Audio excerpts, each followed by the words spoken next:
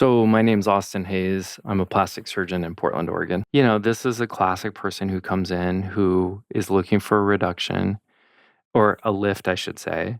And then whether they want a reduction is variable. Each person is different, obviously. But this is somebody who comes in who doesn't want an implant and wants a lift. Is there another photo in there?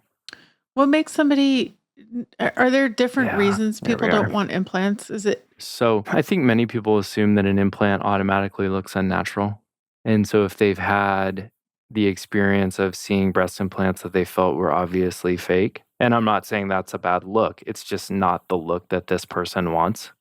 It's a look that this person wants to avoid, and they think implants, that's what an implant automatically means. And it's not true. There's just so many implant sizes and profiles that people can choose. I tell people if you want an implant, you can have any look you want because you can deproject the implant, you can make it smaller. But, many people, it's just not for them. And I definitely don't encourage implants. People have to want what an implant provides. I mean, there's no reason to do that if it's not really giving true benefit.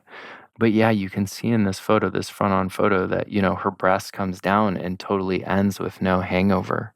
And so kind of the classic of what somebody says here when they come in is, and everyone is different. So, but very commonly it's, hey, I feel like I need to wear a bra when I'm at home. I don't feel comfortable not wearing a bra.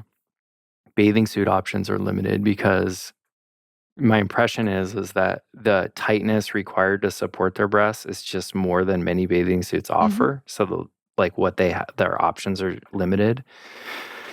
And then like some dresses you can't wear a bra with, and those dresses are just completely off the table. And so if I hear three things, that's them.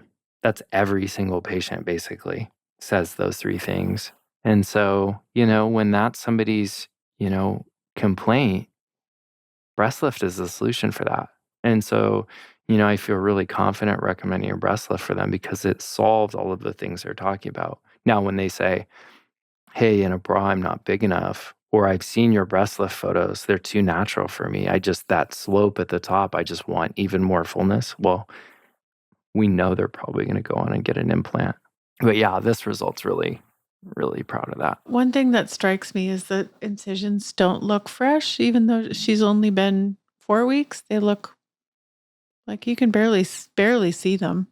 Scars are probably most noticeable around 3 months, but that's, consistent feedback I get is the narrowness of my incisions. So even at 3 months, they're very narrow, but they're very red at 3 months. And then they'll taper off and fade over time. It takes a scar about a year to mature. But the scar is meant to be, double bra actually I think makes the scars heal better down in the fold because it, the way it's sewn, it essentially takes tension off of the incision. So it, it has all of these benefits, but a finer scar is one of them. But yeah, the incisions are really fine. Where can we find your Instagram? What's your handle? At Dr. and then my name, Austin, Austin, Hayes, Hayes. That's my Instagram. That's the best place to find me. Links to our guest's website and contact info are in your show notes. Follow us on Instagram at Where Before Meets After. Where Before Meets After is a production of The Axis, the podcast agency for aesthetics. THEAXIS.io.